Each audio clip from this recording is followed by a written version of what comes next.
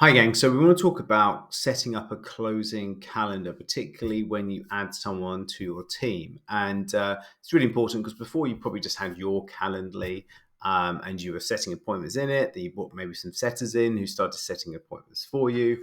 Actually, now we want to think about setting up a joint calendar.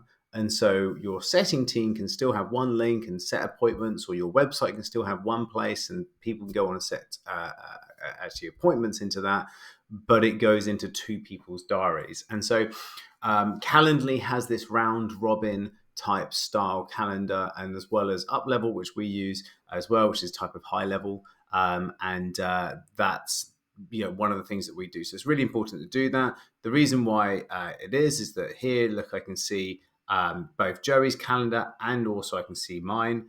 And the calendar allows me to overlay, so the setting team can kind of see gaps, can actually see what's going on, and can see the appointments and the joint appointments in the diaries. So really important to be able to see what's happening and what's going on with your closers, so you can actually look at where the appointments are and who's been in and who's been met that day. So that's really useful. But actually setting this up properly, I think, is vital. Otherwise, you're going to have a little bit of a diary out of control, anybody's booking into anything, and you just want to be able to have this one thing. So you set up an event. It needs to be a round robin event. And what I mean by round robin is that you can see the two people. So you can see here Richard and Joey, who are the closers that have been booked. Now, the most important thing from my perspective is that they can do this priority piece where we can choose low priority and high priority. What that allows is for us to put a priority on Joey getting the appointment before me. So if we're both available for 10 a.m. on Wednesday, he will get that booking. If he gets that booking and then the next person also wants 10 a.m. on Wednesday, then I will get the booking. And so it will prioritize his appointments based upon what the customer wants to choose. Obviously, if he's already unavailable, then it will still give my calendar. So it will give me a decent amount of appointments, but it will give him the lion's share of appointments, which is really important, particularly when you're building out this type of program. Now, you can even that out. You can work in different ways, but that's how I want to work it. Now, the other piece, which is kind of the crux of this, is one, get yourself a round robin, but two, set your diary up properly. So you can see here how we have actually set up individual meetings. So instead of going, I'm available from 9 till 5:30, and then letting people book in their own appointments, for 45 minutes at any point, you want to actually block and restrict people so they are only booking appointments that start at these particular times. Why? Well, look, if someone books a 9:30 appointment that starts at 45 minutes, it will take out this appointment and that appointment, giving me one appointment when I actually could have had two. And so by setting these up as individual time slots and then copying it to all each day we're working, Monday to Friday, then it gives the ability for us to actually restrict those appointments. Okay. And so that's how we work it. Now, I love this way of working. So if you don't want to copy these exact times perfectly, there's a lot of logic in there, because you can see here that 9:15 till 10 and then 10 to 10:45, that's two appointments in the morning. Then we have a 15-minute break to grab a cup of tea before our 11 o'clock one happens. And our 11 o'clock is the third and final one of the morning, 11 to 11:45. Then we have a lunch, which is 2 hours and 15 minutes.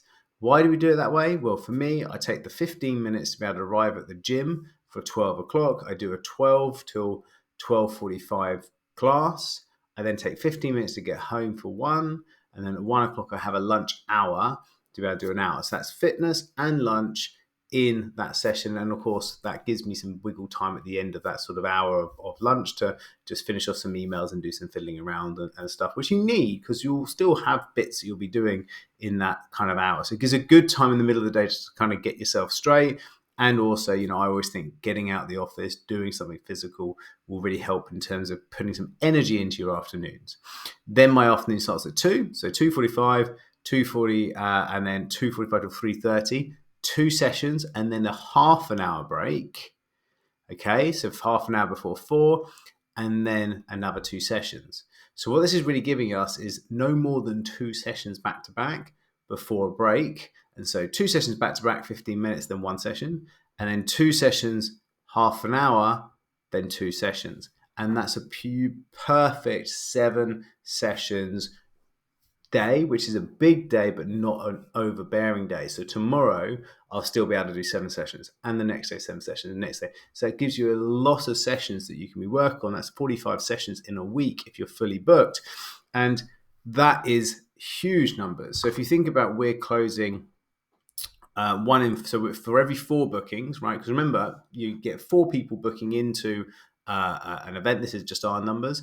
1 won't show up, 3 will, right? So you are still going to get those hours back here, there, and everywhere. But if we take 45 sessions in the week, divide by a 4, because 4 people book, 3 people show up, 1 people close. So it's 1 in 4 close rate. That's going to give you 11.25 sessions. So if we times that by, say, the $5,000 that we charge, then that's going to give you 56k a week times by, say, 50 weeks. And so that's 2.8 mil, right? For 1 close. And now don't get me wrong, that person's going to take holidays. That person's not going to have a full diary. That person's going to have days off. But the actual capacity of a full-time closer for you could be 2.8 mil. Of course, from their perspective, you times that by, say, the 10% that they'll be working out on commission. That gives you £281,000 personal income. And I'm sure if someone's closing that well, you're going to give them extra bonuses and all the rest of it along the way. So it's probably 300 grand income for that person and 2.8 for you if that's the way you work. But hey, those numbers are just fun because it's just nice to work these out. This is just a schedule that's capable of delivering that and also capable of doing it without your people burning out. And so nice way of working, optimize your diary right, and also have a round robin diary.